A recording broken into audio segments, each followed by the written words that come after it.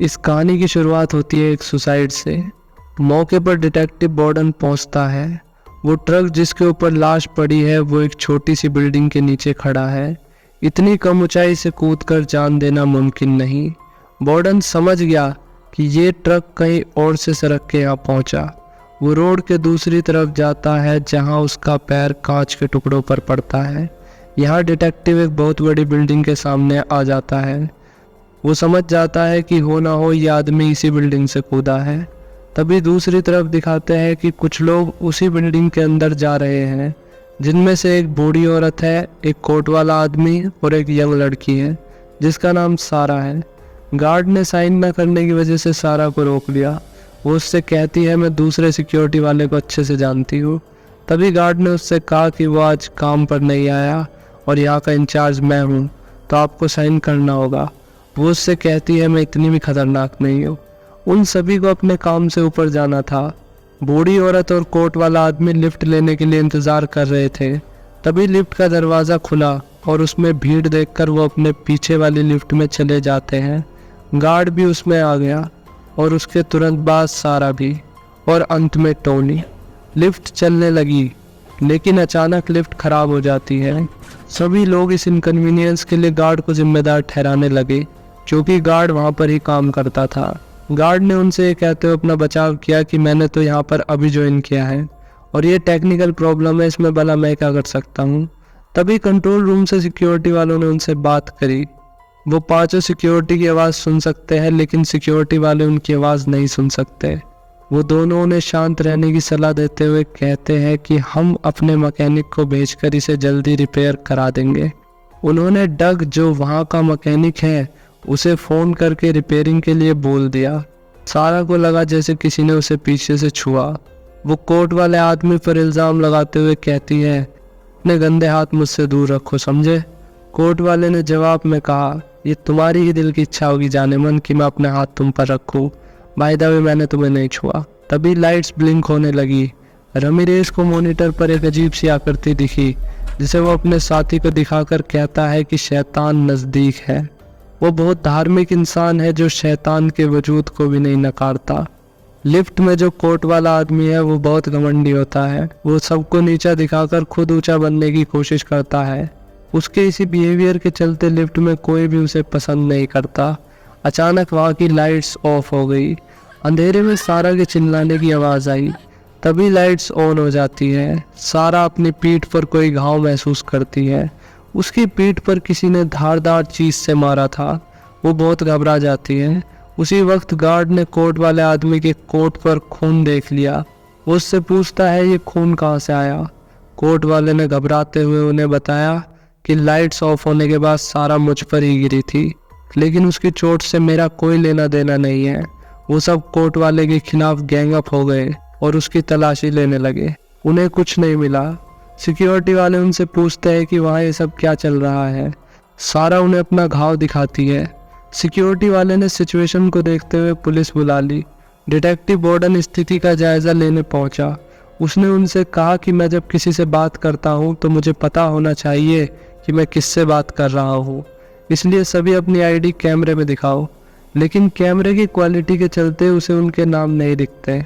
वो अपने जूनियर को कहता है कि आज जो भी अपॉइंटमेंट पर नहीं पहुंचा मुझे उसकी लिस्ट चाहिए। अब लाइट्स दोबारा ब्लिंक करने लगी। जैसे ही अंधेरा हुआ वो सब चीखने चिल्लाने लगे। कांच के टूटने की भी आवाज़ आई। लाइट्स वापस आते ही कुछ ऐसा हुआ जो किसी ने नहीं सोचा था। कोट वाला आदमी मर चुका है। जब डिटेक्टिव इस पूरे इंसिडेंट का वीडियो फ्रेम बाय फ्रेम देखता है तब उसने गौर किया कि कोट वाले के सबसे नज़दीक गार्ड खड़ा था। वो उसकी जन्म कुंडली निकलवाता है।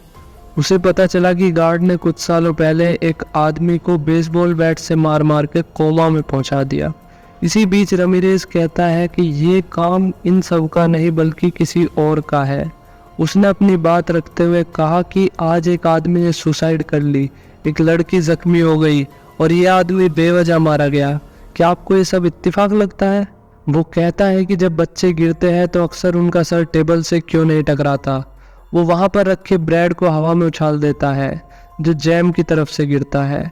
उसने बताया कि जब शैतान आसपास होता है तो सब कुछ खराब होने लगता है।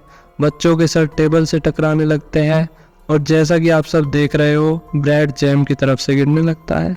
डिटेक्टिव उसकी बातों को सीरियस ना लेकर अपनी इन्वेस्टिगेशन अपनी ट्रेनिंग के हिसाब से ही करता है। डग लिफ्ट ठीक करने के लिए नीचे उतरा, तभी सिक्योरिटी वाले का फ़ोन आया। डग ने फ़ोन रिसीव करते हुए अपना बैलेंस खो दिया और नीचे गिर गया। उन सभी को उसके गिरने की आवाज़ आई, लेकिन वो चाह कर भी उसकी मदद नहीं कर पाए। डिटेक्टिव उस रूम में पहुंचता है जहां से कूदकर सुसाइड की गई थी। वहां दूसरी ऑफिसर उसे सुसाइड नोट में शैतान के जिक्र के बारे में बताती है। डिटेक्टिव वापस कंट्रोल रूम में आ जाता है जहां रमीरेज उसे वही चमकती आकृति दिखाता है जो उसने अपने साथी को कुछ देर पहले दिखाई थी। वो उससे कहता है कि हर कोई शैतान में थोड़ा विश्वास तो करता ही है, चाहे वो विश्वास ना करने का दिखावा करते हो। तभी डिटेक्टिव एक कागज़ का टुकड़ा निकालकर रमीरेज के आगे रख देता है जिस पर लिखा था आई एम सो सॉरी। वो रमीरेज को बताता है कि 5 साल पहले उसकी बीवी और बेटे को किसी ने रोड एक्सीडेंट में उससे छीन लिया और ये नोट छोड़कर चला गया। मैं शैतान में इसलिए विश्वास नहीं करता क्योंकि इंसान खुद भी शैतान से कम नहीं रहा। तभी लिफ्ट की लाइट्स ऑफ हो गई। अब बूढ़ी औरत भी मर चुकी है। गार्ड और सारा का शक टोनी पर था और टोनी का शक गार्ड पर। उन दोनों में इसी शक के चलते फाइट शुरू हो जाती है। इसी बीच पुलिस वाला उन्हें रोक देता है। उसने तीनों को दीवार पर हाथ रख के खड़ा होने के लिए कहा। जब डिटेक्टिव एंट्रेंस की फुटेज चेक करता है तो उसे पता चला कि बूढ़ी औरत कोई अच्छी इंसान नहीं बल्कि एक चोर थी। उसने टोनी की फुटेज भी देखी जिसमें उसके हाथ में एक बैग था, लेकिन लिफ्ट के अंदर कोई बैग नहीं था। जब डिटेक्टिव वॉशरूम में चेक करता है तो उसे उसका बैग मिल जाता है जिसके अंदर कुछ औजार थे। डिटेक्टिव को लगता है टोनी ने इन औजारों से लिफ्ट खराब की, लेकिन सवाल है क्यों। उसी वक्त एक लड़की को दिखाते हैं जो अंदर आने की कोशिश कर रही है, लेकिन सिक्योरिटी गार्ड उसे घुसने नहीं देता। डिटेक्टिव को इसी बीच ये भी पता चलता है कि सारा कोई आम लड़की नहीं बल्कि सारा कैरावे है जिसका पति एक रईस आदमी है। उसने सारा के वकील से बात करी और उसे पता लगा कि सारा अपने पति को चीट कर रही है। डिटेक्टिव के दिमाग में बात आई कि हो सकता है कि उसका पति उसे मरवाना चाहता हो। तभी डिटेक्टिव की नज़र एक सिक्योरिटी गार्ड की शर्ट पर पड़ती है जहाँ कैरावे सिक्योरिटी लिखा है। डिटेक्टिव बॉर्डन समझ गया कि ये लोग सारा के पति के लिए काम करते हैं। वो भागते हुए कंट्रोल रूम में जाता है क्योंकि उसे अब शक है कि गार्ड सारा को मारने के लिए लिफ्ट में मौजूद है। फिर से लिफ्ट में अंधेरा हो जाता है। वहाँ चीखने की आवाज़ आई। जैसे ही लाइट्स ऑन हुई उन सब ने देखा कि गार्ड मर चुका है। डिटेक्टिव अब कुछ समझ नहीं पा रहा। वो लड़की भी वहाँ पहुँच गई जिसे बिल्डिंग के बाहर दिखाया गया था। उसने डिटेक्टिव को बताया, मैं टोनी की गर्लफ्रेंड हूँ। टोनी यहाँ जॉब के लिए इंटरव्यू देने आया था और उसने मुझे फ़ोन करके बुलाया ताकि मैं उसका बैग ले जाऊँ क्योंकि वो अपने टूल्स अंदर ले जाना नहीं चाहता था। लिफ्ट के अंदर टोनी सैरा से कहता है कि हम दोनों जानते हैं कि कातिल कौन है, इसलिए तुम्हें अब नाटक करने की ज़रूरत नहीं है। वो दोनों अपने सेल्फ डिफेंस में कांच का एक टुकड़ा उठा लेते हैं। टोनी उससे कह रहा है कि मुझे तुम्हें मार देना चाहिए, इससे पहले तुम मुझे मारो। डिटेक्टिव उन दोनों को शांत करता है। अब फिर से लाइट्स ब्लिंक होने लगी और अंधेरा हो गया। सारा के चिल्लाने की आवाज़ आई। सारा ज़मीन पर अधमरी पड़ी है। टोनी उसके पास बैठ गया। तभी पीछे से बूढ़ी औरत उठती है। उसकी आंखें काली और आवाज़ आदमी जैसी होती है। उसने टोनी से कहा, अब तुम्हारी बारी है।